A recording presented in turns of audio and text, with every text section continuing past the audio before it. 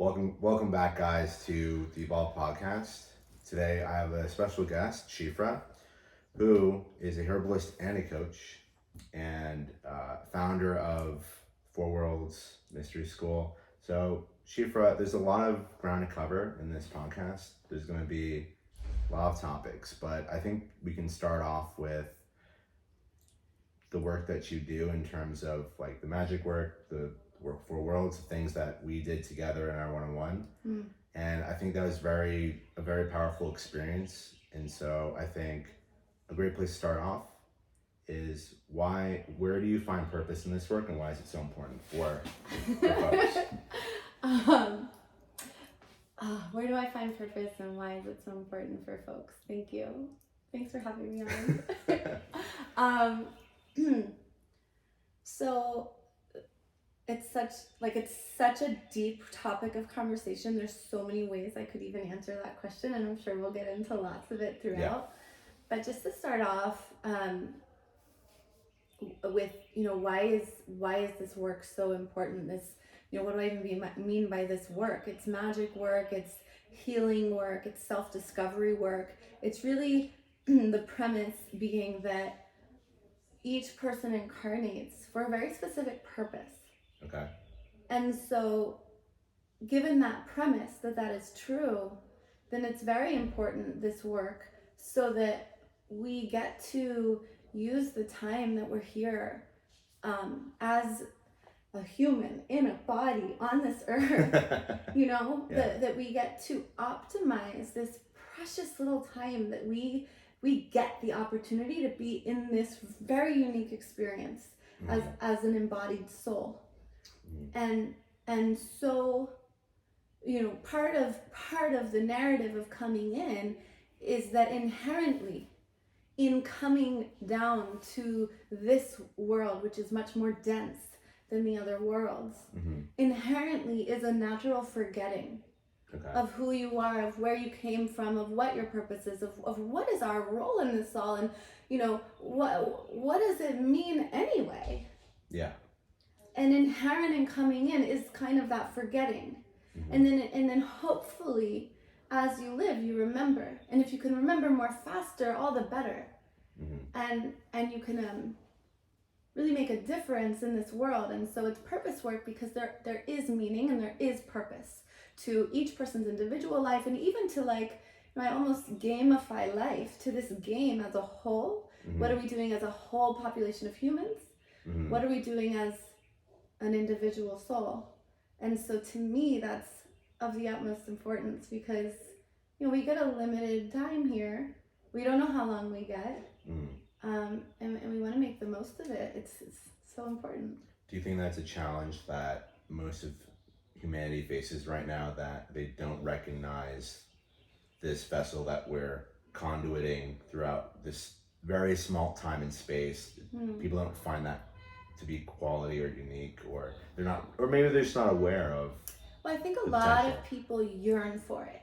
There's something that's missing, and we can talk about that yearning, because that yearning is, again, very specific and plays a very purposeful and specific role, and is meant to be there. Okay. But I think a lot of people, whether they identify as not deeply in a spiritual path or not, or just kind of tinkering, a lot of people do feel this, something's missing, or this yearning, or I want to know that I'm connected, or when I pray, is it even heard, or how do I get in touch with that guy? A lot of people have that question.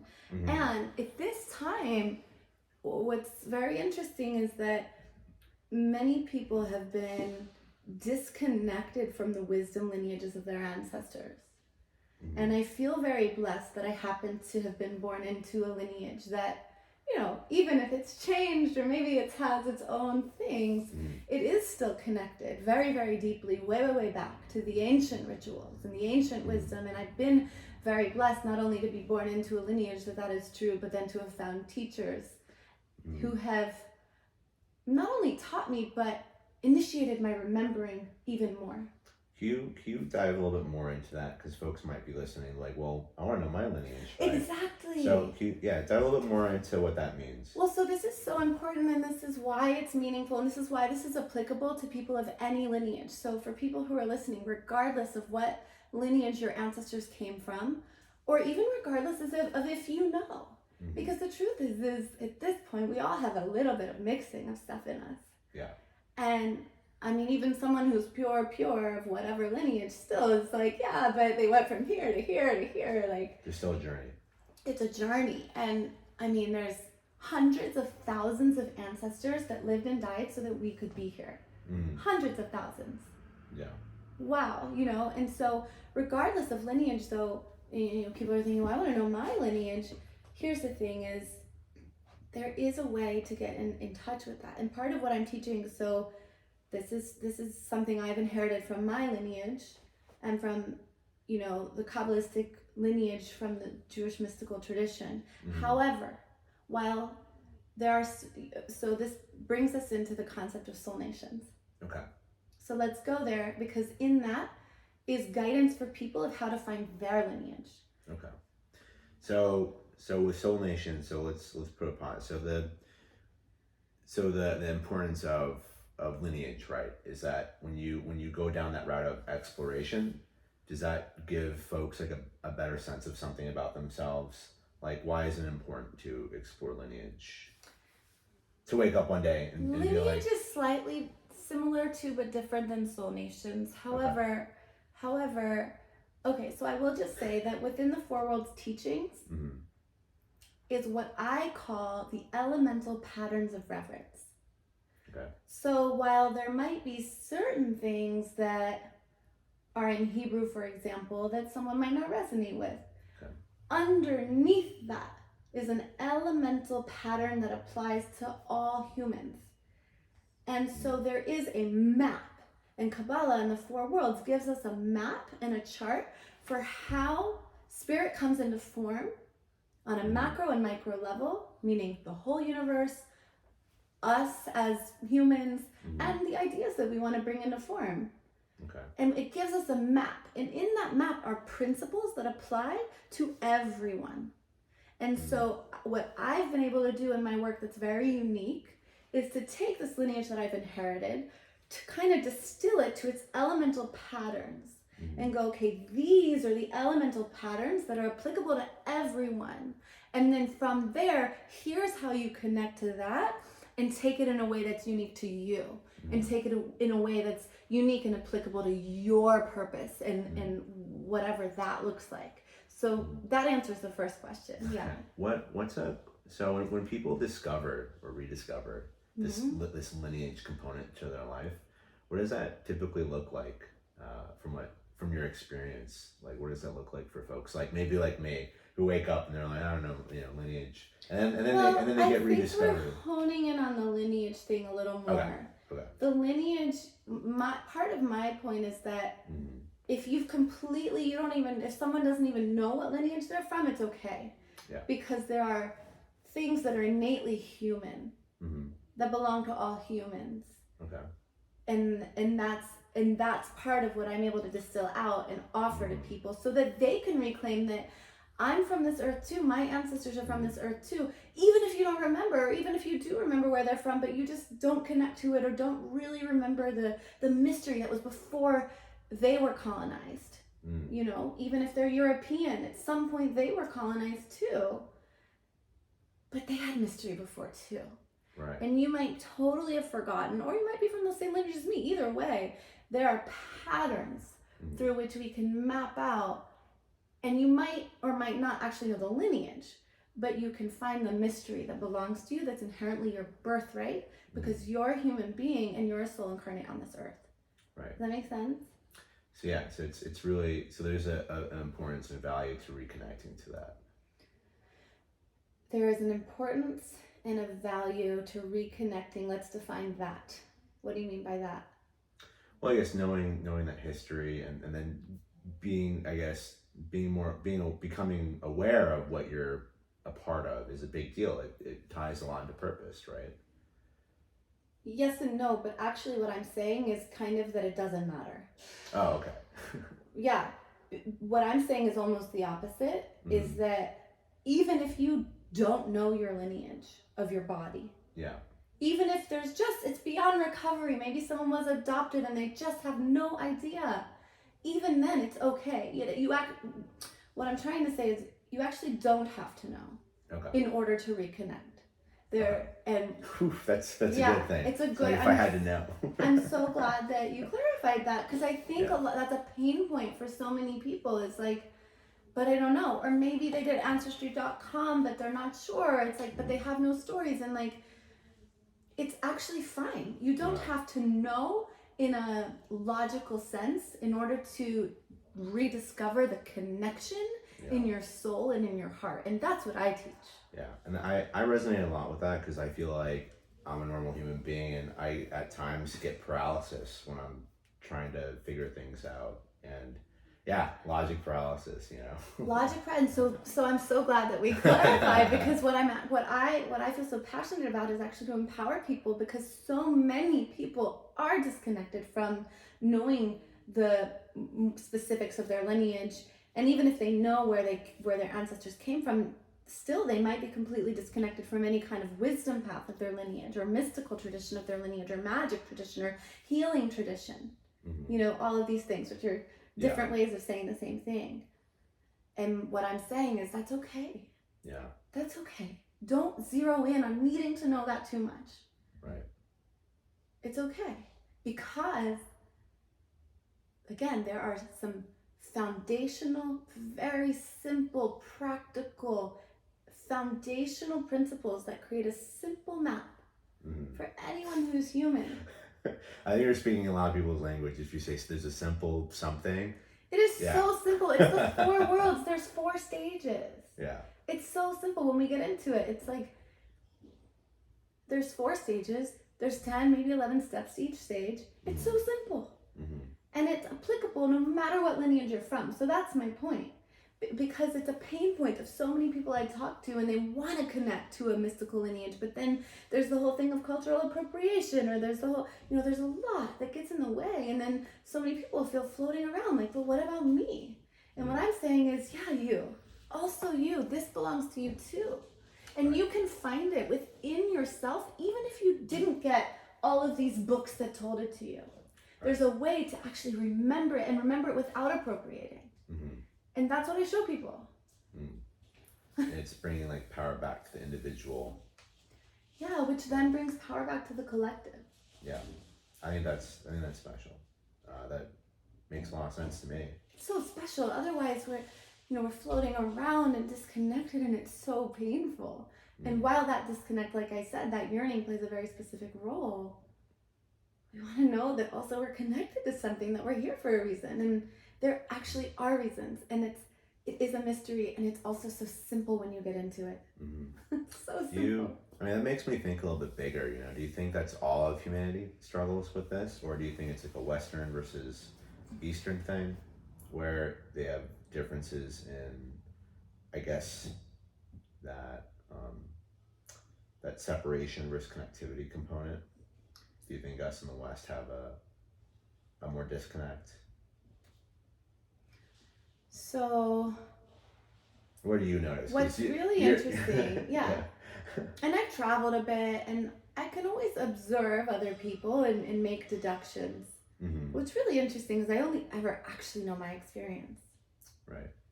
And at the same time, I think it's twofold. I think it's an innately human experience to be seeking, to be growing, to be yearning, to be discovering. I also think that we're unique in the West, where there isn't necessarily a cohesive culture that you are born into or necessarily belong to. Right. You really get to choose, for the most part, often in the West, in a way that isn't always like when I went to the little mountain towns of Peru, to the little, to the campo, to the little pueblos. There's already like one inherent culture up in those mountain towns that they're born into, that they belong to, that, in a place like the West in America, it is this modge podge that can be more confusing. And even so, and I was born in America, right? And I was born into a specific culture, but into a very like faded version of that culture. Yeah. That I had to then go rediscover it.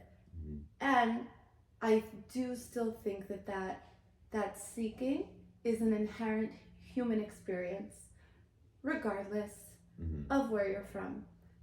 And I also think it hits some people deeper than others, and it just depends what your path is. Yeah, depends where you are on that path. Yeah. So I wanna sidestep a second, because there's clearly you've had a ton of experience in this area. I want to go back in time. You know, you've traveled, you know, on this topic of on a global side, you know, what we're talking about. Can you dive a little bit into your history of how you first started getting into this work, and what you started noticing along the way? Yeah. So it's funny because somebody texted me the other day, and he's like, so where did you do your shamanic certification? Which is so much our world, right? Yeah. Like, where did you do your certification training? Like, you know, was it a 6-week course or what? It's like, and I was like, oh boy. Coding boot camp. Yeah, you know, was it a shamanic boot camp? Right, which is interesting because that's something I talk about too, is there's all these mystery schools, and even the one, you know, my mystery school. And then there's like the secret mystery schools that are just in these little tucked away cobblestone houses in the towns in Israel that you don't get invited to, and you can't look for them. You just find them if you're meant to find them, which is what happened for me. And it's interesting because, you know, my sister recently was telling me she was in Tzfat, which is in northern Israel, and it's known as like the birth city of Kabbalah, and it's where all of these great Kabbalists lived and learned and studied and like were from, and it's just a very holy city. And there are Kabbalists there. I mean, there's Kabbalists in many places, but especially like the energy is there.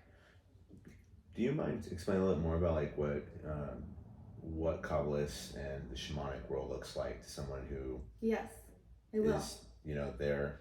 Oh wow, new words to me today. Kabbalah and Shem. Okay, sure. Let me just finish this thought though, absolutely, to conclude it, and then I think that's great for people. But what I was just gonna say is that even then, she said, yeah, I'm meeting all these like young women who like came to Tzfat to like study Kabbalah and find a teacher, and they can't find one. Okay. And my point with that though is like, how do you hear what's meant for you? How do you follow those stars? Because my life, you know, you asked about like my history in my life, and I mean, we can talk story for hours if we want to. We'll tell more stories after we define those words, but my life has just totally been this journey of following that thread. And I found teachers, and the teachers I like, some of the main teachers that I had when I was in Israel, and many since then too, but they weren't the teachers at the big schools that were advertised. They weren't the teachers that you could find if you did a Google search. Right. But they were real teachers. Not that the ones on Google aren't. I don't know if you can find me on Google. I think you can. But it's something you find because you're listening, and that listening, again, it's what I do and what I teach. But yeah, let's go into like what is shamanism and what is Kabbalah. Yeah, I'd be interested to know, you know, your experience with those different areas. So every single topic, I'm like, I can go so deep, and I love talking stories. So you just bring me back, and we'll tell more story. But so shamanism, when that term is used, like colloquially, it's usually meant as like magic lineage or healing lineage or mystical lineage.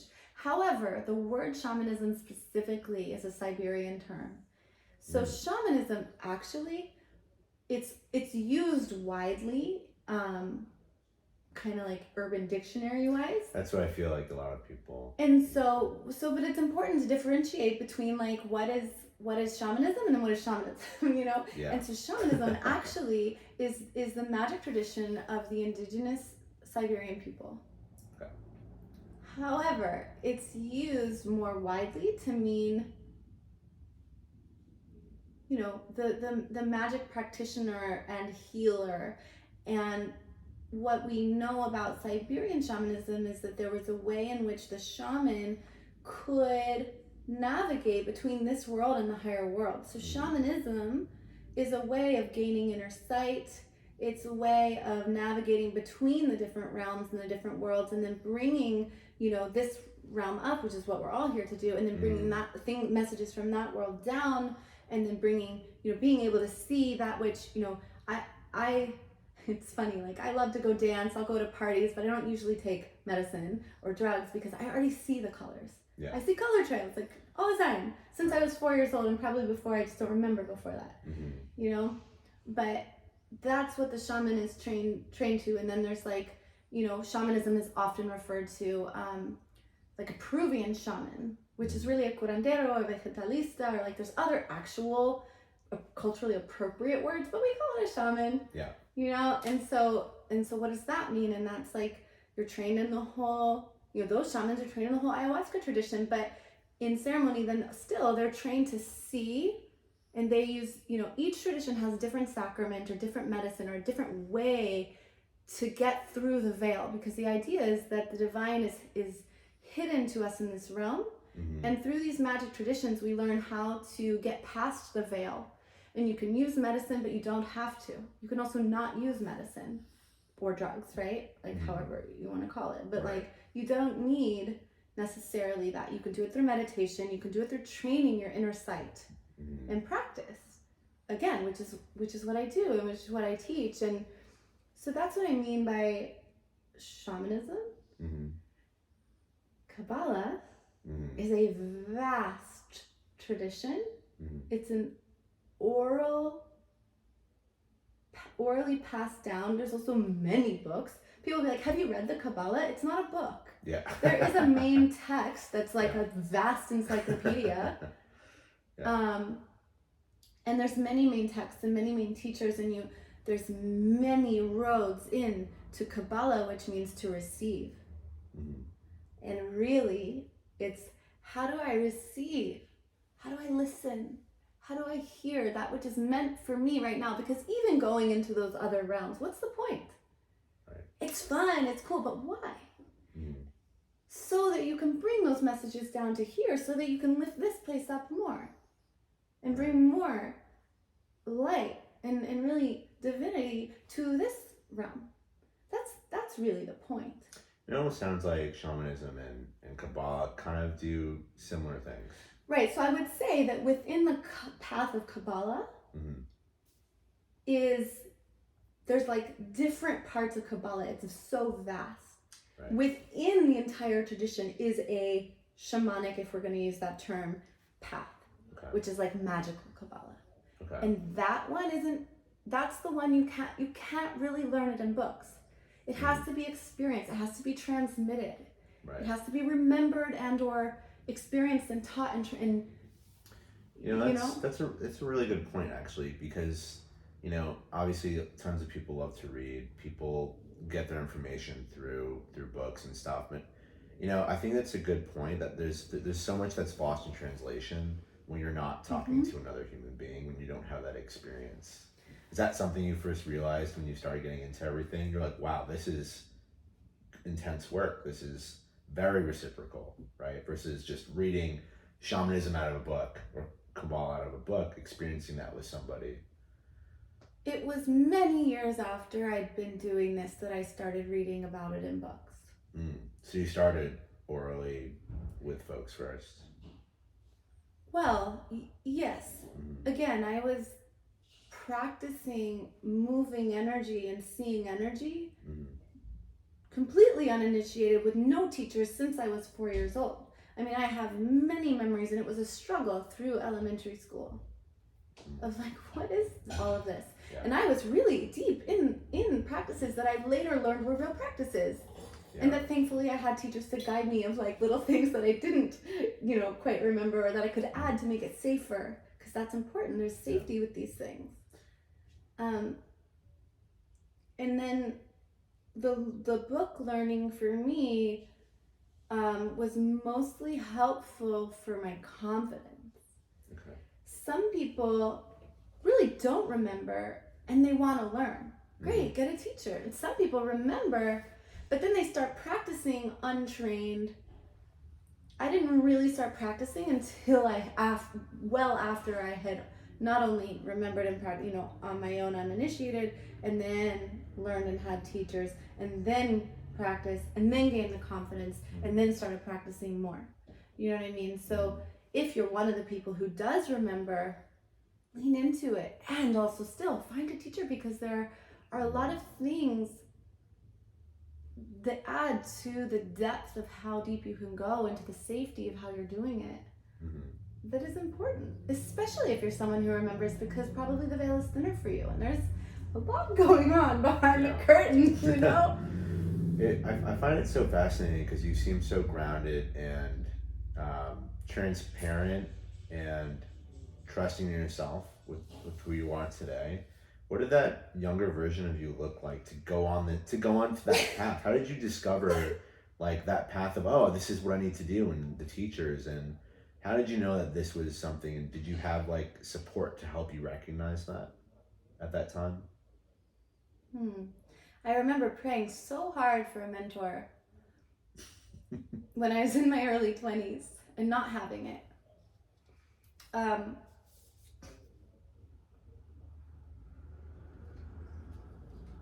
It's been an ongoing evolution for me. My first shamanic, if you will, she was Cherokee trained. Teacher, really, was when I was 15 years old, living in the forest of North Carolina. Okay. And that was incredibly impactful, because I was kind of like a slightly different kid. Even in 5th grade, I have memories of like searching for it. Some things are just in you, but how to awaken the things that are in you, that's the real question. Because not everyone's like me, but everyone has a thing that's in them that they came in with, that they can remember. Yeah. That's the key. The key isn't to remember necessarily all the things that I remember, unless you want to. If you want to learn these things that I know, it's great. Yeah. But what I really teach is how to remember the thing that you know. What did you come in with? Right. That's where it gets really cool. Yeah, that's interesting. It's like, when we're young, I feel like our superpowers of who we are way more prevalent, but then they get closeted and then they get kind of packed in, and a lot of people don't maybe have the same experience of being able to have that opportunity to explore that, guide it. Well, sometimes, most of the times maybe we do, but in different ways. It's interesting because now that we're talking, I'm remembering, it's like, what did push me that way more? And actually, I was in a lot of pain.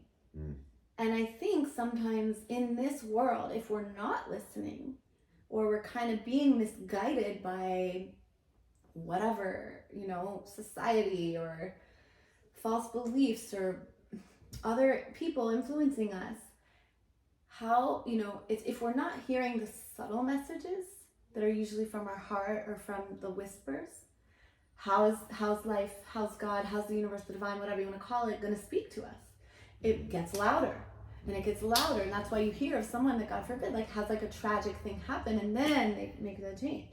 So hopefully we listen before something happens. But for me, now I'm now that we're in the conversation and I'm remembering, it's like, oh yeah, I was in so much pain. As a young woman, I had really severe eczema. Oh wow! At a young age. Since I was a kid, but then it got worse and worse and worse until, through college it was pretty bad. And then after college, which is also coinciding around when I went to Israel, it was so horrible. And I remember even then getting back from Israel, and it got even worse, like the worst. And like my neck, my whole neck was like, it was like an alligator skin. It was It was horrible. And then it was all over my body. Ooh, I can just feel it. I remember the feeling of it, where it just felt like burning. And it was this red hot rash, itchy. What kind of pain was it that solicited all of that? So imagine that a person is in a body that is covered in a red hot, burning, itching skin. Yeah. Case. Very uncomfortable. It's extremely painful and uncomfortable and irritating, and nothing can fix it. And you go, and it's like all the dermatologists and everything that the best Western medicine can offer is like, I don't know, like we could shoot you up with cortisol like at this steroids. point. Like there's just nothing. And even then that doesn't work. And this is how, like, when we get into the healing, is there's a way of differentiating between what kind of ailment it is and like which world is the ailment rooted in, and then there's a whole way you can heal it from there. But that sounds really cool. It's different worlds, different healings. It's so cool. Yeah. We'll get into that next. I'm waiting for the moment where we were like, so now let's talk about the 4 worlds, so I can perk my ears. Well, what was I just saying? What was I just talking about? We were just talking about the healing, the eczema. So it's like, but everyone's is different, and for everyone, like, I mean, you guys listening, and it's like, what is the thing that's hurting? Because there's a message in that. Yeah. And that's why, like, for me, Western medicine, I'm not against allopathic medicine. Allopathic medicine is usually what we mean when we say Western medicine. But it's usually treating symptoms. Or, for me, it's what I would consider excellent for emergency medicine. Thank God for allopathic Western medicine when it comes to emergency cases. Yeah. It is miraculous for that. However, for treating and curing, I really don't see that it's intended for that even. Right. It's not the go-to system for cures, in my opinion. Yeah, and that's something that I think a lot of people are waking up to today, right? It's Western medicine is really more band-aids, and they're not really focused on solving problems. Yeah. It's not preventative. It's And so I didn't want to be in this burning skin case anymore. Yeah. It was horrible. Yeah. And so then I, went to Israel, and I was discovering, and I started learning energy medicine, and I started learning herbal medicine, and I'm a trained clinical herbalist. And I mean, I spent a year at one of the best schools in this country for that. And, I trained in herbalism, and then, but it was like, even that, like I did everything. I learned the different things, but then it was like, but for me, because of my path, that set me on my path. It was like, no, you're not going to get away so easy. You have to get to the root of it. Yeah. You have to learn how to get to the root of things, which is why, like, we did a session together. I won't share the details of it, but I get to the root of the thing. I think it's interesting that you're talking about, like, certain, like, issues within certain worlds, because in our session, shame's a big one for me, and it's like, it's so interesting how, like, these core, I don't know if you call them core energies, but we'll just say, like, if shame is a very deep one, we'll just say that can bring out different physical things that maybe you've experienced. Like, you had some kind of internal pain, or maybe whatever it may be, that solicited the eczema. Right. I don't have eczema. Shame isn't giving me eczema, thank God. But shame gives me something else. Yeah. And so it'd be interesting to learn more about the different core internalizations that we go through, and how that connects to the 4 worlds. And I think nudge 4 worlds. Yeah. No, but I think it's cool, because I think everyone who's listening can probably relate. Like, for me, it was the eczema. For you, it's whatever your symptom is. For you, it was the shame. For me, like, I had to go really deep. What's that irritated, itchy energy? It's anger, it's frustration, and it does have an emotional core energy. And the thing that's really interesting, because I think everyone can probably relate, is that so often we go, well, where did it root from? What are you angry about? It's not always that simple. Right. That's not actually the question to ask. There's specific questions to ask, which you've experienced. But it's not always the surface level. It's not always what you think. It's like, whoa, how did we get there? And sometimes, and this is really interesting, sometimes it's not even your story. Sometimes it's an ancestral story. Yeah. That is somehow, still materializing in this descendant, the descendant's physical body. And so, there's ways of clearing. So, actually, something came up when you were talking. A lot of this is very intimate communication and a connection between you and your body. in your past and what you've experienced. And a question I have for you is that there's a lot of people out there who are avoidant, right? Who have avoidant styles and they repress. And you know, in your experience, does everybody really like have the possibility to do that deep inner work if they're avoidant versus anxious? Not to connect attachment styles, but there's like a correlation. When you're avoidant, you repress. When you're anxious, you kind of let everything flutter around. And so in your experience in this, do you notice that it's just more challenging for folks who are avoidant? Do you see like just a commonality across the board?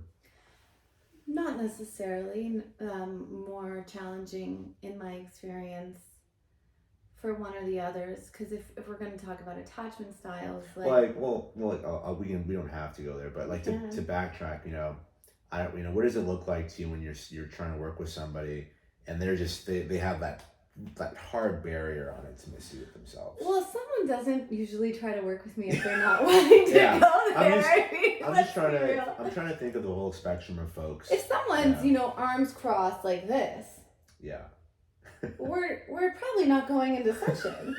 You know what I'm saying? Like, not even just with you, with themselves, right? Well, yeah, if someone doesn't want to, but and if someone wants to but they're skeptical, or wants to but they're scared, or wants to but they're resistant, that's different than just like a wall. If you have a wall, you're probably not listening, first of all. You know, like they're probably not still fair. Right? And it's like, and even those people, there are things to get into that barrier. Absolutely. And it's usually not going to be pushing against it.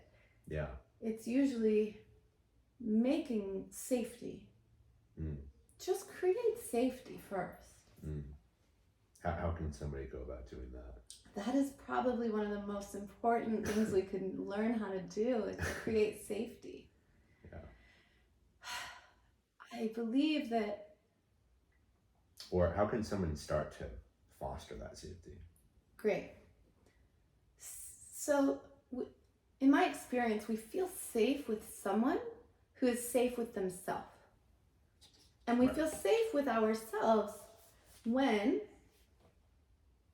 not when we have everything figured out, but when we trust that our self is going to be witnessed by ourselves, that we're going to be there for ourselves, that we're not going to abandon the self, that we're not going to shame ourselves, that we are going to take time to check in.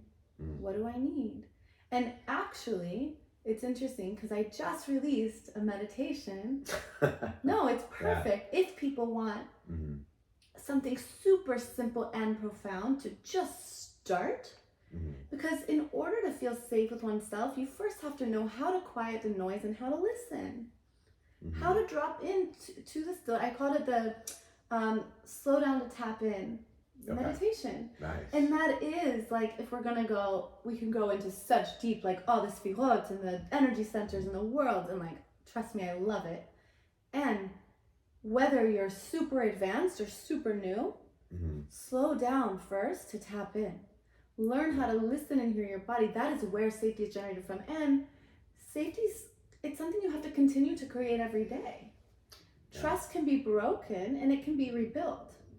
And then we continue to reestablish it every day. And there are deeper like practices that we can really do. But this first slow down to tap in, and it's a meditation I just released. You can go to my website and put in your thing, and I send it to you for free. It's so beautiful, and with it comes a training on the 4 worlds, so you can learn about that too. So you've heard it, guys. Just if you want to generate that safety, she's got the meditation ready for you. It's a good start, and we can certainly talk about it more right now. But I think it's interesting that to create safety, you slow down. You first slow down. It's like if you're continuously moving, you're not giving yourself that attention to be able to think about when accidents happen.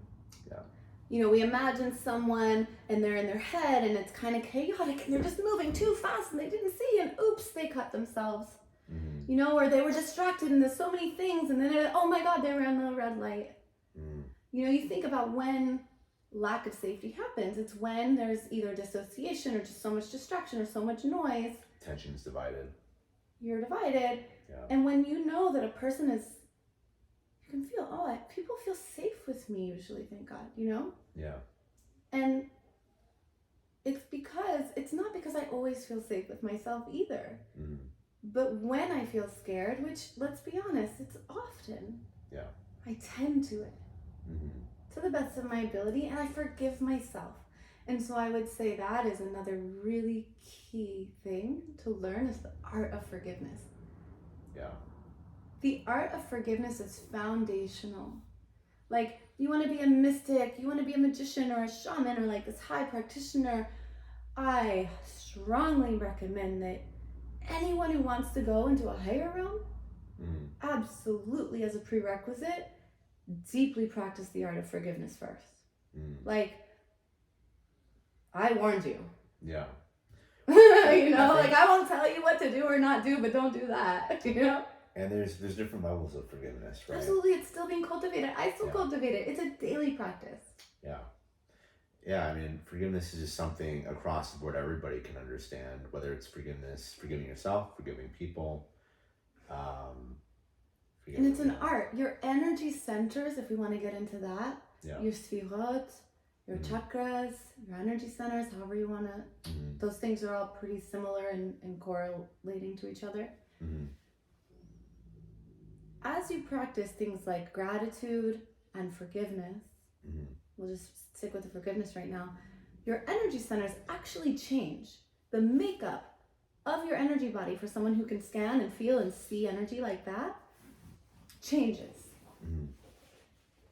Which has an effect on how one feels, how one acts, the decisions one is able to make, the thoughts that one even has access to having come in. Like, something that's really interesting I realize is, like, sometimes in life you'll just have this idea and it's like, well, that is so obvious. How did I not think about 5 years ago? And it's like, my goodness, how did I not think of that 5 years ago? But my channel wasn't clear enough to have received that thought 5 years ago. And so in the meantime, life was happening to get me to clear the space, to be able to get the next idea so that my vessel could be ready to act on it. Because the thought, whatever it might be for you or for me or for you, can come in and you could have your soulmate walk by. You could have the most brilliant idea that's your purpose. If someone says it right out to your face, hey, you should do this. And if your vessel's not ready, it'll just, I didn't even notice him. Yeah. Oh yeah, you did say that. Oh, that's funny, I didn't hear you. Yeah, or maybe looking back in time, maybe it's not a physical experience, but you're like, wow, I could have been so happy back then if I did it. Right, same. Right, yeah. And it's we get muddled. We muddle those different chakras or those different parts of our body. They clog up or they get preoccupied and so that makes a lot of sense. And then you do miss whether they're internal opportunities to grow or external opportunities to meet people. Internal, right. And the internal reflects the external. They're not separate. They're working together. Can you discuss a little bit more about how the different parts of your body or psyche can get clogged? Because we know about forgiveness, that's important. But what other ways? And obviously, we work together about Have a drink while we're talking. Yeah. In our session we talked about, I think, I had a lot of throat and heart, right? So different parts of the body, I guess, respond, correlate to different ways of healing and filtering and clearing out. What are some different parts of the body and those connecting themes? So it's interesting because also in the meditation I was just talking about that I have available, and just how everyone wants to do this on their own, dropping in and feeling like, what am I feeling and where do I feel it in my body? And what is the sensation? Because the truth is certain beliefs, thoughts, stories, experiences, whether your own or ancestral, can get lodged in different energy centers, and different energy centers are directly correlating two parts of your physical body. The heart center corresponds to your physical heart, you know, for example. And yeah, it is interesting how like certain experiences and stories like can actually get stuck in the physical body and then manifest like that. Yeah, that's something that I found very interesting, because it's like these stories that we have that then get, I don't know if you call it like lodged, or they just get placed in these different parts, right? And then you go through those stories, and then they kind of clear up a little bit, but then like you unravel them, and then there's more there, right? So There is until there's not. They unravel until there's no more story there, right? And you can eliminate them so quickly when you know how to do it, though. That's the thing, is at first you're like, oh my goodness. Yeah. This is actually lifetimes of stuff. And then, so clear it. It's so possible to clear. If it's one thing I learned if it's one thing I recognized in our session that I think is very applicable to the folks listening in, is you can forget a lot of stories from the past and not recognizing the magnitude of how heavy they are. Because you get used to carrying weight, but over time, just like we get used to seeing our face in the mirror, we get used to the identity we tell ourselves, we get used to the weight that we compile over time, until you talk to Sheefra to let you know, hey, this story is 100 pounds, whoosh, and then that lifts. Right? And it's so like, wow, and it's a specific process. It's not just like talking like, oh, we're going to schmooze. You know, it's a very specific process. Yeah, there's no schmoozing. I mean, we might schmooze whether you're doing that with Sheefra or somebody else or yourself, this process, it's not just a dialogue of schmoozing. It's a dialogue with being present with yourself that I've felt. I think that's really important to differentiate. Is like, even my experiences in therapy, which is helpful for other reasons, or with really insightful friends, is not the same as like actually extracting trauma from the nervous system and from the emotional body and the physical body. It's different. Not that it can be helpful to discuss something or journal about it or talk about it, but it's just to note that that's different than going through a very specific methodology that is from ancient wisdom created to help us become free from that stuff in our body. Yeah. And also too, like, there's a difference between talking about it in a session or talking about it in a deeper way, and just because you can mention something very traumatic in a conversation and detach emotionally from it, and detach and talk about it separate from whatever that is. Right.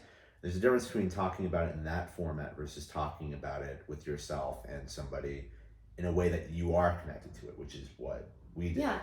Well, even or you train me to recognize it and connect the body and the right. what it was. And then I actually took you through a very specific process. But it's so smooth that it almost feels like we're talking. Right. But it's like, but once that connectivity is there, right? And now, and what I love about this is like, even just having done it once, the way you'll relate to stories will already have changed just from one time. Yeah. I wanted to say one thing though, just because if people are like, might be like, what? It's like in your body. What are you talking about? And just to give a really simple example that everyone can relate to is like when people are going through a lot of stress and then it's like, oh, there's tension in my, whatever. Or like, people will feel tension in certain parts of their body during stressful times is like, I think something that we can all relate to that is a very obvious example, because when we get into like deeper ailments, it can be more complicated for especially people growing up in the West, because this is very, very widely known if you go into the Kabbalistic tradition or if you go into Eastern medicine traditions, it's like obvious. Right. But if you grew up in the Western world and with Western medicine, it can be a little more like, wait, this more chronic condition or this more severe ailment could be connected to something like emotional or connected, the stories are connected to the body. And so I just wanted to give that example for people who are listening of like, well, when have you ever been stressed and then notice that something, was hurting? And, even right now, I think most people, there's something like thinking right now, like what's the thing in the physical body that's a little uncomfortable on you right now? I started this journey, I think in my early 20s, when I had this eureka moment where I realized, we as humans, we give out and we take in data, right? It's like input output. And a lot of people, just take in data and they don't organize it, they don't think about it, and that bottles up if you just leave all that there, right? And a lot of times we don't realize how people affect us, how we go through, like you can go through something hard and then you don't process it and it comes out way later. So you wanted to talk about the four worlds, and that reminds me of this. This is the way I teach it. Yeah. Because there's a lot of ways to slice a pie. Yeah. But the way I teach it, you said something about like there's stories that you don't necessarily remember. And then when we talked, it's like, oh, that story was 100 pounds and I had forgotten about it. Yeah. Well, that's because your thoughts and your beliefs are two different things. So what you have access to formulate a thought about is already in a lower world that's more dense, that we're closer to than the world of beliefs. Yeah. Which in the world, like a belief is pre-thought. So there are stories that can affect us that are way up in the world of belief, that haven't even cohesed enough. Is that become cohesive enough? Yeah. Connected. To attached. even become formulated into thought yet. Okay. And so that's what we get to kind of hop into and like go a layer deeper to get into like, but where are the beliefs? Because you and I, if we have a belief that's really deep-seated, we, from a more rational state, might actually not be able to articulate it. Yeah. Unless you get into a deeper place of connectedness where you can access this higher world. It's a different world in the way of Kabbalah that we talk about it. Yeah. And do you feel like the thoughts breadcrumb to the beliefs, or is there a different way to access that understanding of how you see your beliefs? The thought. So it goes up and down the ladder, I always say. So there's four. This is the four worlds. It's the four worlds. Yeah. So maybe. So now we're getting into the four worlds. There we go. We're finally here. There's a lot of ways to teach the four worlds. The four worlds are vast and complicated and mysterious. Yeah. And there's a way that I teach it that's very practical. It's very simple. And that what I'm interested is things that are effective. I'm interested in feeling better. I'm interested in healing. I'm interested in having practical results as fast as possible. I grew up in America after all. Yeah. You know what I mean? Yeah, I want my healing and I want it now, right? I do. It's like, like 35 years later, here we are. But it's a lifelong process. I remember when I was in my yoga trainings in my early 20s, and I was like, someone said, like, well, it could take a year or two. I was like, a year or two? And I'm like, that's a long time. Oh, this is my whole life that I'm dedicated to this path, actually. Time is it's a different thing. And so where were we? The four worlds? So yeah, let's talk about what the four worlds are. I was saying it goes up and down the ladder because you said, do thoughts breadcrumb into beliefs? And I was saying, well, it's probably a good time to talk about the whole spectrum of the worlds and where are the thoughts and the beliefs. Okay.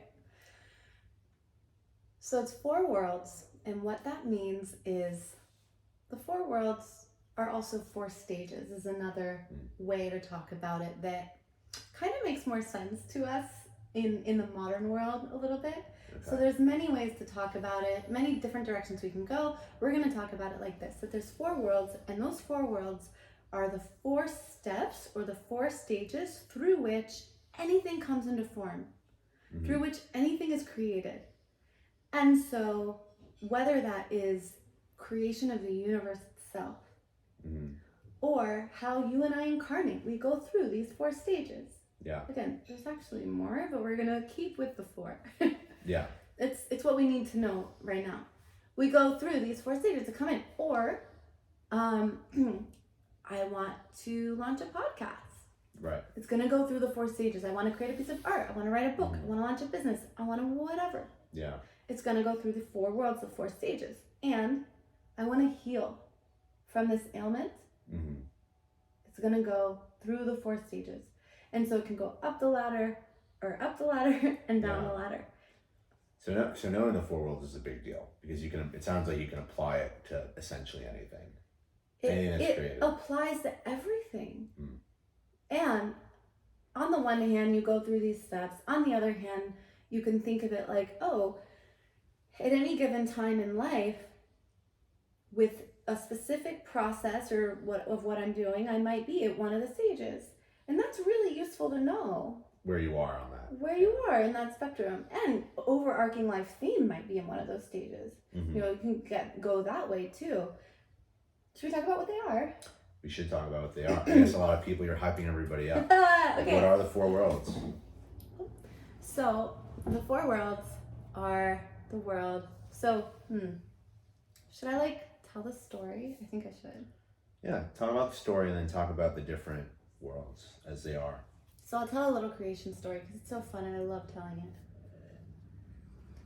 So before there was anything, there was everything. And there was nothing. Really what there was the endlessness, the without end, that we call the Ein Sof. You know the Ein Sof. And so, infinite light. And so the Ein Sof, the without end, all there was the endlessness.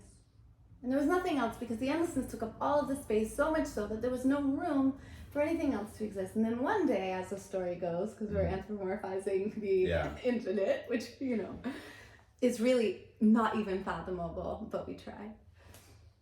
One day, the infinite said to itself, you know, I'd really like to experience being in relationship.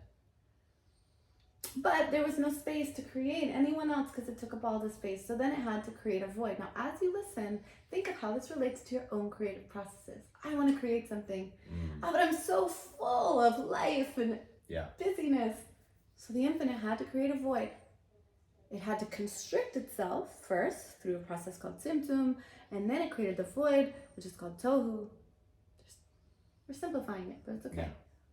Now there's a void, now there's space, but you can't create anything in the void because it's literally a void. There's no material. Yeah, that's the whole point of the void. There's nothing. There's no material. There's no clay to mold. So the infinite sends a ray of divine light down into the void called a kav, and this ray of divine light is just enough energy to animate creation, but not so much so as to just overwhelm it and obliterate it. And that kav, the way I teach it, it goes through the four worlds.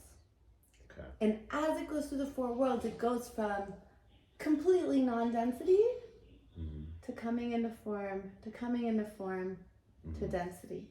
Okay. And so those four stages are, in Hebrew, the world of Atzilut, the world of Beriah, the world of Yetzirah, and the world of Asiya. The way I find it most practical and useful to us to think about it is the world of beliefs, the world, which is also the world of emanation. So it's the world of emanation, it's like the essence, which is the world of beliefs. Next, it's the world of creation, the creative process, which is the world of thought. Next, we have the world of formation, where things really start to then go from this creative chaos to actually coming into having structure and form. And that happens through, this is really key, when we understand this, everything changes, through speech. With my words I create, abracadabra. Right. Abracadabra isn't just for pulling rabbits out of hats. Right. And emotion. So much power in that. And then the fourth world is the world of action, and it's the world of action. So we have beliefs, thoughts, formation. Beliefs, thoughts, speech and emotion, and action. Speech and emotion and action. Okay. Belief, thought, speech, emotion, and action. Emanation, creation, formation, and action. I think that tying it back to the session we did. So that's the part I really liked when we got to the speech part. Yeah. You know, walking through those stages of the four worlds, people, I've noticed this as I get older, the more you vocalize, the more you actually put out, it has a resonance, there's a purpose. You can feel that there's energy there when you speak. And I think a lot of people, if if you're avoiding or you're repressing, you're not speaking, you're getting stuck in one of those worlds, right? One of them, or somewhere along that path. Yeah, absolutely. Perhaps. Well, and what you're also getting into a little bit of the specific energy centers. So, you know, to get a little bit deeper into this like intro lesson, which by the way, and I'm saying this because if people are interested, like I created, it's a 20-minute training, just 20 minutes that goes over all this with like a slide so you can see pictures. I'm so excited about it. Yeah. Really, you know, and again, it's the thing, if you put your email on our website, I'll send it to you for free. So just saying, because we're going over so much. Yeah. If people do want to learn more, it comes with the meditation. There is a consolidated format that Sheefra's made for all this stuff we're talking about. Yeah, it's okay, and it comes with a meditation, and it's free, and I'll just give it to you. And yeah, I'm so excited about that. But what you're getting into right now is a little bit of the energy centers as you hooked. A little bit too. I think it's just, you know, I like to mention things that people could go, oh wow, like that's a noticeable thing I do or don't do, right?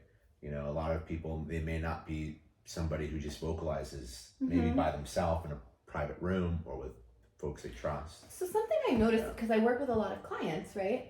And something I notice is, and this is why the method isn't the same as talking. Because if you are telling me about whatever, when we speak usually and just are like chatting and telling a story, it's very meandering. Especially if someone's talking about a challenge even. It can be very meandering and it's like a little bit of this, and before that sentence is even over, I've already cut myself off and I'm starting another thought and then another half thought, and at the end, and it just gets befuddled and muddled and it's confusing. And now they've confused themselves. Right. Now the thing about words is, do you know the definition of a spell? I don't. I'm going to tell you. We're all going to learn what a spell is. We're going to learn. So the definition of the word spell is a word or a combination of words of great influence. Okay. And the definition of the word magic is the apparent influence of supernatural forces, meaning that really magic isn't supernatural at all. Magic is just that we've harnessed something inherent in a way that's with so much intention and power and potency and effectiveness that it seems as if it were supernatural.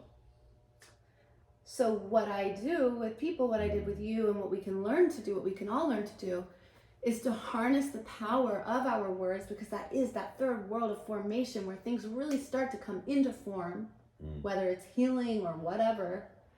We can learn to harness the power of our words so effectively that it seems as if it were magic. And whether you do it intentionally or not, whether you're being intentional with your words or not, you are casting magical spells on yourself all the time. And not only on yourself, but other people sometimes. And on other people, especially people you have influence over. So like if a parent speaks to a child, or someone you really respect says something, or even a doctor says something to a patient about what the diagnostic is, or how long they have to live, or like that they're going to heal. Like there is power, and the more belief, the more power.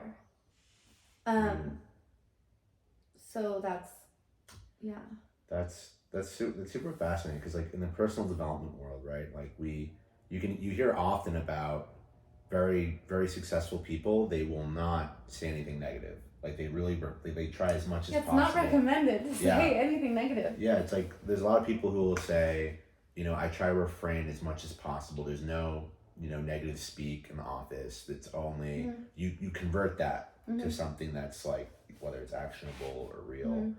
And I like that, you know, and I catch myself all the time with saying negative things in my head. And, and then it's like, oh my gosh, like I can only imagine like if I lived a life where like I'm just saying this out loud to people, like it's or to yourself, or to myself, and then out loud it's magnified. Because how often do we say negative thoughts to ourselves in our head? Self-criticism, pressure, judgment. So often. Yeah, it starts off like you said with a belief and a thought, and it can get magnified. Yeah, and so with the translations, you know, there's a fine line too between not saying anything negative ever and only being positive to this kind of like way that becomes spiritual bypassing, where it's like everything's fine, and like, no, actually there's a problem that needs to be looked at, that needs to be felt, that needs to be recognized, right? So there's this fine line of like, how do we navigate that line when actually there is a negative thing happening or feeling going on, but we also don't want to empower it by speaking into it. So what do? Because we also don't want to ignore it, and we also don't want to empower it with our words either. So what do we do? So what we do is the thing needs to be felt, and then we speak into the solution. And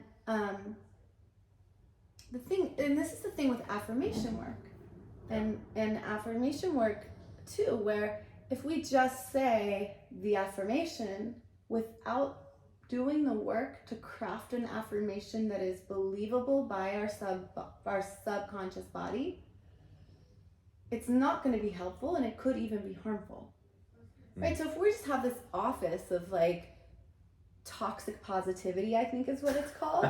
No, I think that's like a term in the self-development world of like toxic positive. Oh, everything's fine when it's not. That's potentially equally harmful. Yeah, because it's repressive. It's repressive, and then because that thing actually does need to be felt and seen. This is how we cultivate safety, is by feeling and seeing the thing that needs to be felt and seen. That's part of cultivating safety. And so if we just repress it, that thing's actually going to get louder and louder, and like, no, really. And that's where life starts to speak to us in louder ways that can become more painful. So then we learn how to craft powerful affirmations. We learn how do we translate a negation, oh, they don't feel good, to, oh, they need to prioritize rest this week. And we actually get more specific and more accurate with that, and can then implement a solution. It's way more enjoyable. So how would one go about, because I feel like a lot of people get stuck at the first spot, which is they try to create the affirmations, but then then they don't know where to go from there, right? So glad you asked. I mean, I do that all the time. Like, I have positive affirmations, but then I'm like, is this really gonna integrate? Yeah, and sometimes it's just annoying. You're like, looking in the mirror saying, I am insert the blank, and it's like, but why don't I feel it? Yeah. So I'm so glad you asked, because guess what? So I created a training that I literally call How to Create Powerful Affirmations That Work. If you sign up for the other thing, it gives you this awesome welcome sequence. It's like 6 emails over 6 days where I just like over deliver. Yeah. And I give you that training. It's on like day 3 or something. So if you sign up, open the emails, because on the 3rd day or something, I give you, again, just because I love you, because I feel like this is so important and it's so useful and applicable to people. I give away this training where I guide you through actually crafting a powerful affirmation that will work for you with your specific situation. Like on the video, you can do it. And then I did also create a workbook, and you can read about it if you do the thing. I created a workbook. I think it's on my website too, but it's the 4 Worlds Story Alchemy workbook, where you can really go deeper, and it's what we did together, but just in workbook form. I do recommend that if get the workbook, people can go through the first things, and then if people want, they can get the workbook and get it. And then I recommend, like, I do hot seat coaching inside my membership, where we can go through it together, and it's like a really amazing way to, it can be hard to learn something new just from a book, but the workbook is intended to be like so clear that someone could just pick it up and do it. And it's affordable, you know what I mean? Like, it's so, I'm trying to make this so accessible. So to everybody out there who either goes on who picks up the resources or not, that somebody's listening right now, they're driving, and they want to know, and obviously, boiling it down in simplest form doesn't do it justice. But if somebody is not gonna, they just want to get like the 1-2 scoop of it. Yeah. They want to go farther with their affirmations. What's just one recommendation you have? I mean, honestly, like, really also do download the thing because it's like 20 minutes and it's powerful. And for right now, Yeah. because you're like, but I want it right now, and that's going to take 3 days till you send it to me. It's like, okay, fine. So where can somebody start with going deeper with their affirmations? So without walking you through the whole training right now, the one thing I will say is that when you do the affirmation, in order for it to be effective, it is necessary to be able to feel it. That you feel it, you don't just say it, because that third world of speech is also the world of emotion. It's both together. That's really good. So I want to point that out. If you are saying affirmations, guys, and you're not feeling it, it's not really an affirmation. And in fact, stop. Yeah. Don't. It's not carrying any weight. It's just, it's dead weight. It's dead weight, and it's potentially actually gaslighting yourself. Because if your inner child or your sweet but precious heart is feeling a certain way, and it needs some care and attention, and you're just going, no, I'm fine, I'm wonderful, I'm fine, I'm great, and your poor precious heart or your inner child isn't feeling that, you're actually gaslighting your inner child. You're gaslighting yourself. You're saying, no, your feelings aren't real. Oh, don't do that. That does not create safety. So it's true what you just said. Like, yeah, and that's, in the beginning of this talk, I mentioned people who are avoidant, and that's a big challenge for a lot of people, going from that one step of it being a real affirmation by connecting it to emotions. I feel like a lot of people in the world have a harder time than others augmenting and connecting and integrating their words to their emotions. And I guess it's in part creating that space for your emotions to kind of... And again, like, I created that sequence for people to like give for free the tools to do that. Because that's the foundation. That's where we got to start. Yeah, it's like literally don't even start with affirmations if you aren't ready or just in the beginning. Figure out first how to slow down. Yeah. To tap in so you can feel. Because that's how you can clear away some of the clutter. Yeah. The next step is to create the affirmations. Now right? Like the 4 worlds. Yeah. First, if there's too much going on, there's no void. If you just add affirmations to this already, completely full mind or space within yourself, it's not creating actually anything. First, you actually need to pull back, create the stillness, create the tohu, create the void, just like in the creation story. This is gonna sound like a very silly metaphor, but I'm kind of imagining the 4 worlds as almost like different parts of a gun, and it's like you can't fire off the whole 4 worlds if there's clogs, if it's not, like, you have all these things, if there's too much commotion, right? It's not going to be the best output, right? It won't, you won't be able. It could even backfire on it. Yeah. You can backfire, but you can't even fire appropriately or as qualitatively as you want, and get that healing as that doing as good as a healing if you don't work out the different worlds, right? Absolutely.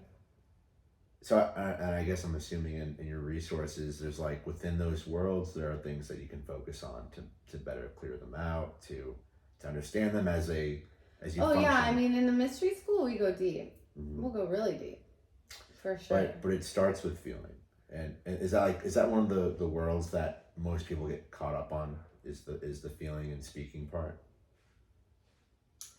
I mean, that world's just very much like the bridge. Okay. That is the bridge between the tangible and the non-tangible. And they're all equally important in different ways. Yeah. Yeah. Okay. Yeah, they all have something unique about them, obviously. But it's just, I was thinking in terms of thinking to myself, what do I experience the most? Where do I get caught up, in that misfire, or where, Well, and again, you have to remember, within the worlds are the spirot. And so there's these, 10, 11, however you count it. Most people say 10 energy centers. I teach 11. It's complicated. But, you teach these 10 energy centers. And so the energy centers are often where there's a block too. Or, like I like to say, when I did the card reading for you, because I created the Kabbalah card deck, I like to say, life is giving you experiences for your own evolution and growth, for your own benefit, and healing, etc. And each experience, the way I see it and in this system, each experience is intended specifically to help you expand and grow one of those specific energy centers within one of those specific worlds. And so the worlds are very important, but the energy centers themselves, the Sfirot, are also very important. And so it could be a specific sphere where there's the challenge, where the challenge is getting. And so that's where, like in the card deck and in the book that goes with that, which when you buy the workbook, you get an intro to the book also. And it goes into a little bit of that. And then like the Sfirot is where we get more specific. And I can't wait for that to come out, but it's not out yet, but it's okay. And that's what I do, like in the membership, and like that's, a place where people can learn more about it, because it gets very deep. It's more than, we're not going to go through like all of that in one podcast or something. I mean, like there's just books and books and books. Like, it's so cool. We get to have this and sit in a library full of mystical teachings, like all these books on this shelf. It's a very appropriate. It's a very mystical library that we're in. It's a very appropriate environment. I know, it's so cool. Yeah, sponsored by the Chabad of Boston. Sponsored by the Chabad of Boston. So it's kind of this episode specifically.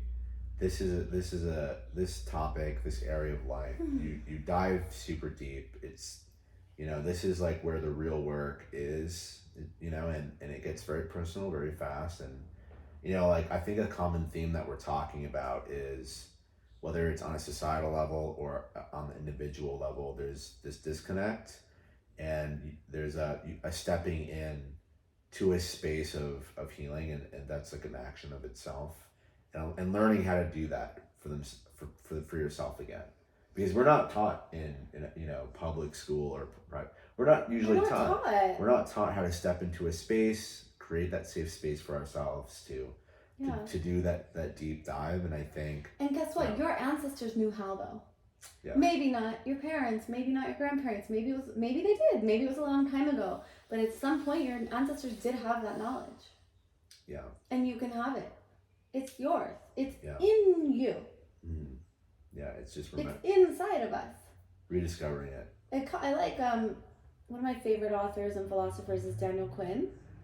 He's not a Kabbalist, but he's a great teacher of mine from life, and he calls it maieutic teaching, which is drawing out the wisdom from the student rather than like imposing wisdom on the student. And that's the difference between, it's like we have in the Kabbalah the three spheroids on the top. It's Chokmah, Bina, and Dab, wisdom, understanding, and knowledge. And so we differentiate between what is wisdom, what is understanding, and what is knowledge.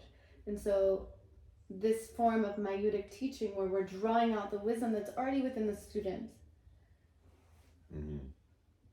versus like the school system as we know it, where you're just like dumping knowledge and maybe not even understanding, and definitely not wisdom. You finish a test and then you forget everything right after, right? It's just knowledge, maybe. It's just knowledge. It's knowledge, maybe, and not understanding or wisdom. Plus, we're taught through our caregivers at a young age how to deal with healing. If we don't see our parents or our caregivers heal and teach us how to heal, or they don't, we're the byproduct of that, right? I mean, in my upbringing, I wasn't taught how to heal or manage anything. And I think that's a lot of people. A lot of people weren't given that space. Not everybody, I guess, is lucky to have somebody in their life early on to be like, this is how you heal. Walk into this space, feel your emotions, create the affirmation structure, right?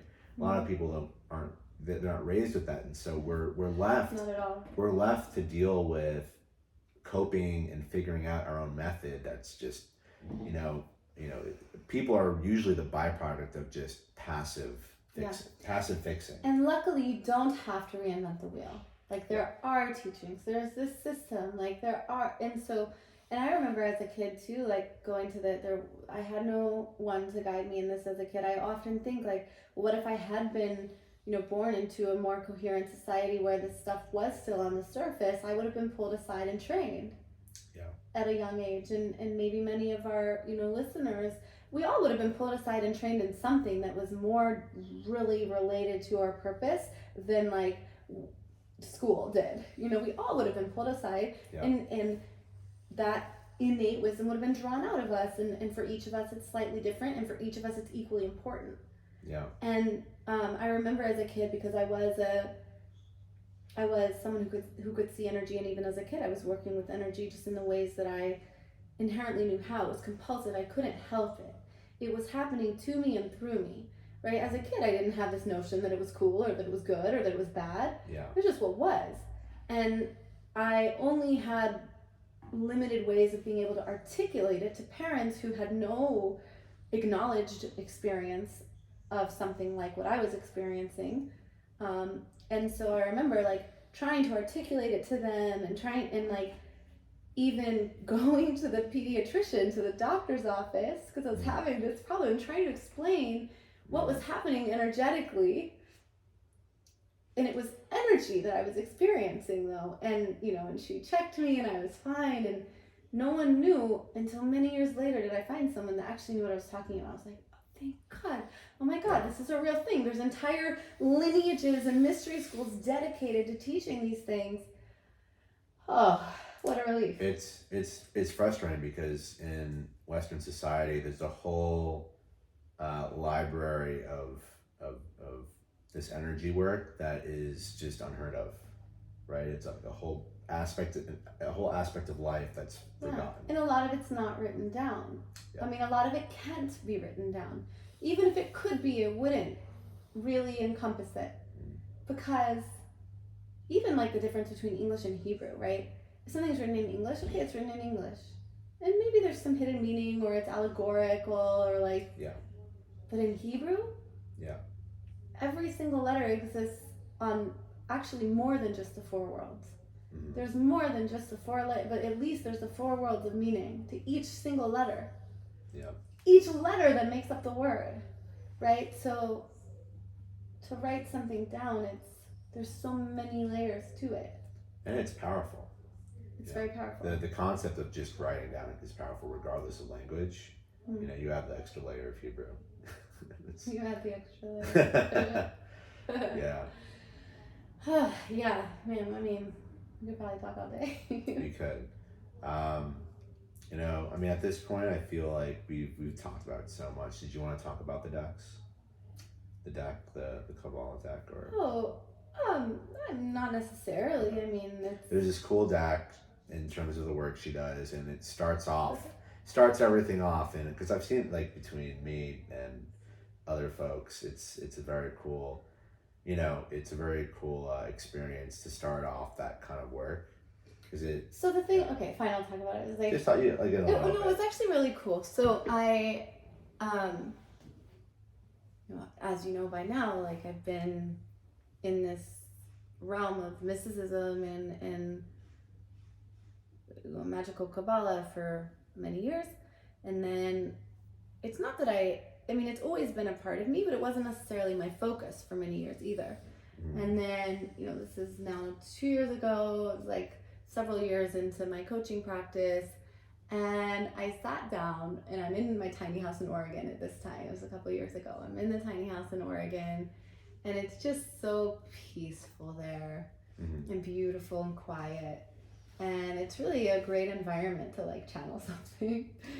But whatever, like I'm working, and I thought I would create like a little affirmations deck, because I work with words, and we talked about the affirmations, and I thought, I'll just create like a little affirmations deck it'll be cute, like it'll just be cute and like have words on it, like courage and whatever. And I'm like, oh, it's so fun. So I sit down and I'm creating this deck, and all these Kabbalistic images and principles are just like knock, knock, knock. They're like coming in, and I'm like, it was so loud. And this is why it's so important to be able to hear those things. It was so loud. I was like, okay, fine. Like, you don't belong in this deck. It has nothing to do with what I'm trying to create, but fine. And so I just did it, and I just put into the deck the images that were coming through as I came through, bam, bam, bam, like very quickly, like in a matter of days, I had an entire deck And I looked at it, I was like, it was based on the 4 worlds. It was, there was a Sphirota in here. It's like a Kabbalah deck. I'm like, this is so interesting. And what was really cool is like, I don't know if you've ever played with tarot cards, and I had a little, but I wasn't like super into it or anything. I've done it a couple of times, yeah. It's like fine. And by the way, my deck isn't meant to be used for divinatory purposes, because I know that's like a thing, and we don't really do that in this tradition, and it's not how I use it either. Yeah. So just so everyone knows, it's not how I recommend to use them. It's not how I use them. It's not what they're for. But I looked at it, I was like, this is kind of like a tarot deck. Like, this is cool. And I looked it up, and it turns out that tarot is based on Kabbalah. That's completely cool. Like, actually. Yeah. Legitimately. That's it's like, whoa, I just created a tarot deck from scratch. Like, that was cool. So I created this deck. I think I added a couple of cards, and then it was done, and I wrote the book for it, and so cool. And it's still in progress, because since then I've probably given hundreds of readings. Yeah. Hundreds of readings. Well, it's so fun. It's a super cool deck, you know. And it's so fun. Readings, like one-off readings aren't something I always do, but if someone like really, really, really wants one, then like we'll figure it out, you know, because I love doing it so much. It's like, don't tell, but like we'll figure it out. I just think it's cool. I see it as being really powerful, because it's like you pick your 2 cards, whatever amount of cards, and it's like you connect it to the 4 worlds and everything. So the idea it starts that whole process, you know. So it's fun. So I'll say, like, okay, for people at home, like, you're thinking about like, what question, if you could ask like God a question, right? You could ask your higher self a question. Like, what question? It could be an exciting thing, it could be a challenge, but like, what would you want guidance on? Kind of like if you were gonna play with tarot, or if you were gonna, ask a question. And you kind of hold that question in mind.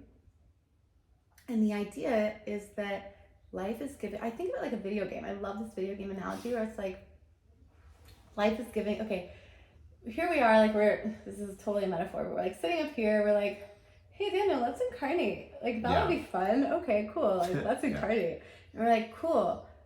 Well, we gotta pick our avatar. You know when you're like playing Mortal Kombat as a kid? Yeah, you start the game, you choose your character, right? You're like, choose your character, choose your avatar. Like, oh, like this girl over here, she's got a cool outfit, she's got a cool weapon, and but she's got these weaknesses, but man, she's got this really cool trait and this really cool tool.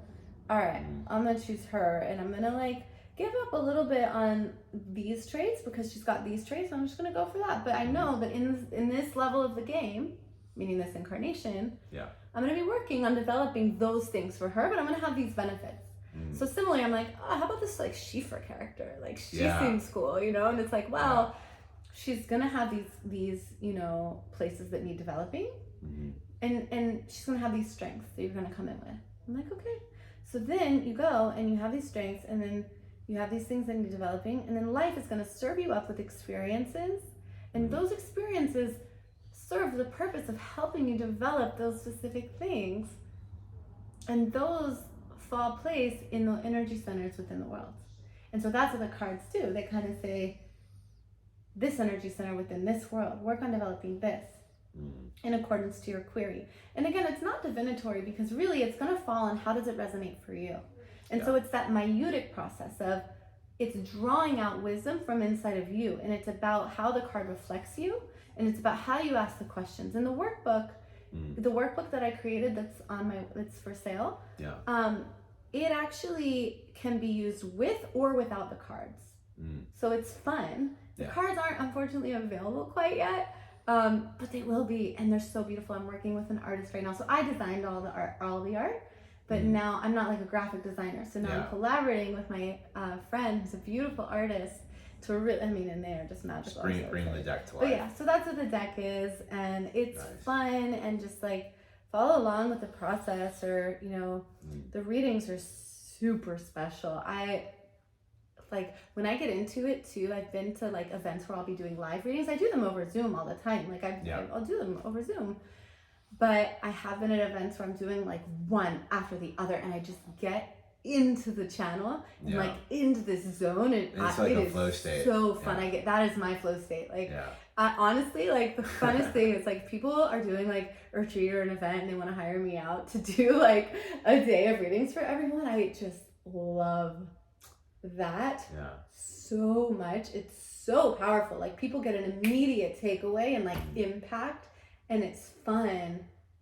And like those sorts of events are just wild. Yeah, I mean, I've experienced it firsthand, so I know And it's so fun to do in group. That's what's so cool. Is this work can be done in depth one-on-one, and like I'll have like one-on-one clients that are like one-on-one, and I've done this with like 30 people in a room. Well, you did a short version with our friend at Shabbat when you hosted. And you that was playing. That was like playing. But to that example though, it's cool. You can do it just playing. Yeah, in a crowd, and it still has an impact. You know, it does. Yeah, and it's a different impact. And that was like super lighthearted, and then in a crowd where it's more intentional, even like that's so fun because it's just like bam, bam, bam, and we're going, and it is like wow, and everyone's just getting insight from everyone else's. Because, for example, if you've been listening while we're talking about things, probably many of the things we said were resonating for you guys, right? And because you're relating in your own way, how do you relate to that? And so it's the same thing when you do these readings in groups. It's like, as a bystander, you're also taking in and like, you're thinking. Yeah, you're like, how does that resonate for me? And you're applying, and you're hearing me go through the prompts with them, but you're playing it on yourself, and it's so cool. It's powerful stuff. And it can take, we can go deep and take hours doing it. Like I do these like VIP days with people where it's like, I'll go with you do what we did, but for 6 hours. And we might do that's a long day. But we might, so we'll break it up with breaks. Yeah. We might do a little bit of like sometimes depending on what they need, I might do a clinical herbal intake and do a custom formula, which is like a nice thing to add and get in the world of action and like tangibility a little bit. We might do energy where, we might do different things. So it's like a 6-hour thing, or literally in a group of 30 people, each person gets just a few minutes and it's bam, bam, bam. It's a different experience, but it's both are so powerful. Yeah, it's like a marathon with breaks, but powerful. That's awesome. Oh, I love this stuff so much, as you can tell. Thanks so much for coming on the podcast. You're welcome. I think the work that you do is very important, and I think so many people, if they take that next step to dive in to themselves, it's this work could really change lives. Yeah. So it does. Yeah. So to wrap up, I'd love for you to talk a little bit more about the new launch that you did, and also think about you're on a center stage.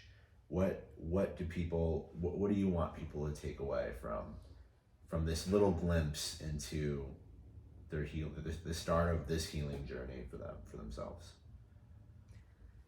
Let's talk about the launch in a second, but just while it's on my mind, you just reminded me when you asked that question of a client that I had, and she came to me and she was like, she was already a Reiki master. By the way, I don't practice Reiki specifically. It's not something I've trained in, that specific modality of energy work, but that's fine.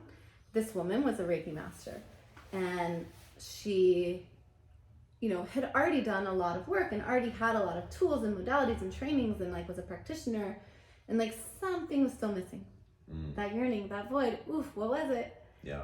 And so she came to me, and she was, at the time, she's like, I don't know, I'm thinking of maybe taking this training, I'm thinking of maybe learning this modality, I'm thinking of maybe getting certified in that. This one's already certified in stuff. Yeah. And so we talk, and I'm like, I'm just here, again, Mayudic, I'm here to bring out the wisdom in her. Yeah. I don't have a preference of what she does. Karmically, it's not good to tell someone else what to do, first of all. It's like, I'm here to guide her into her truth. So we're just talking, we're having like a one first session or something, just to like get to know each other, like a discovery session or something. And my only agenda is to just guide her into clarity for like what's her next step that's truth for herself. And so she's like, oh, should I do this, should I do this? And then anyway, like you experienced the story work with me, it was like super powerful, a huge breakthrough. She ended up working with me, and she's like, you know what, Sheefra, I didn't need to take any of those certifications. Like I'm already trained and stuff.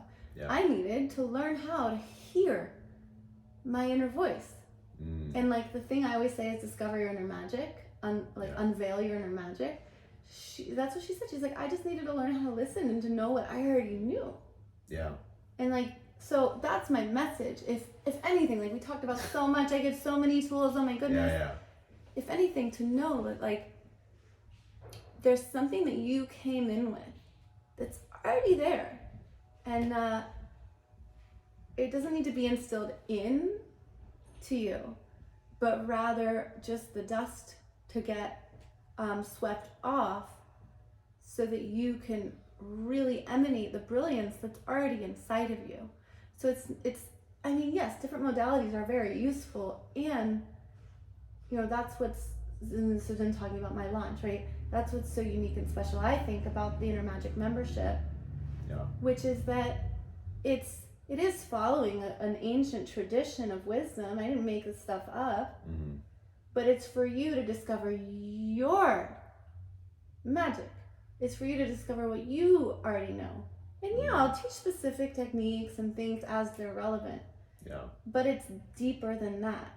It's like not about going outside of yourself. It's about finding a safe environment and space where you can have that, maieutic guidance that is based in ancient wisdom to draw out that which you came in with, that which you already know, and give you a path forward. Yeah. So that's like the one takeaway, and then that's the launch, is that I'm super excited because I did just set up this new sequence on my website, which we've already talked about. What's the website called? Oh, it's my name. So it's sheefrablume.com, and my name is SheefraBlume. Sheefrablume.com is my name, and you go and you'll see it's like you get all this stuff. So it's really awesome. Like, it's not fluff, actually. It's really awesome. It's like, sounds concentrated. It's concentrated into bite-sized pieces, but it's also deep, and it's also effective and meant to give you breakthroughs right then. Like, it's not fluff. And then for people who like want to go deeper, or maybe they want the chance to like interface and work with me one-on-one, but not necessarily ready for like a one-on-one private mentorship, which is like application only kind of thing, there's the Inner Magic membership. And that is like launching imminently, right? So you can get on the wait list, or maybe by the time you're listening to this, it's like already going. And that's a space where there's all kinds of more content, like the content you'll already get on the free sign up, and then actually like monthly or bi-monthly like calls, where we do this together, and we do hot seat coaching. We talk about and have conversations and answer the questions, and it's just like, I've done this so many times. It's so much fun. Yeah. And so that, and it's like just such an affordable membership too, that people can get, and then some people are like, no, I'm sold, like I want to go in. Yeah. In that case, they can send me a message and just be like, hey, I want to work with you, and then we'll hop on the phone, we'll figure it out. It sounds like it's easy to get started in any place you want to. It's wherever you're at. Like, I'm really trying to make this accessible, because I do think that it's important. This alignment with like what you came in with is so important. And so wherever you're at, get the free thing, get the membership, and then like at that private level, I do the VIP days, or I go longer mentorships, and all of it's wonderful. It's all just different. Amazing. Yeah. So I hope people like this, and I love hearing people's feedback. Like, you can follow me on Instagram, it's Sheefra Blume, and just like send me a message. Like, I look into my hidden messages, so even if we're not friends, then I'll get it. This is a podcast, guys, where if you're listening, you can reach out to the folks on the podcast, and they will respond most likely. So yeah, I mean, hopefully I'll see it. I love that feedback and that community interaction. It might take me a few days or something, but I do. I love to know what people's main takeaway was, and what would they have wanted? What was their question that I didn't answer? Because then I'll answer it next time. And I really care. On that note, everybody, if you could definitely follow the podcast. If you found this episode or any others great, make sure you like it. And if you have any feedback for either myself or Sheefra, definitely leave a comment or leave a review. And we'd really appreciate it, especially Sheefra. She can integrate her inner voice with the reviews or something, or equate the 4 worlds to your review. No, on a super micro level. We'll get have fun with it. Yeah. All right. Well, thanks for tuning in, guys, and we'll see you next time. Cool.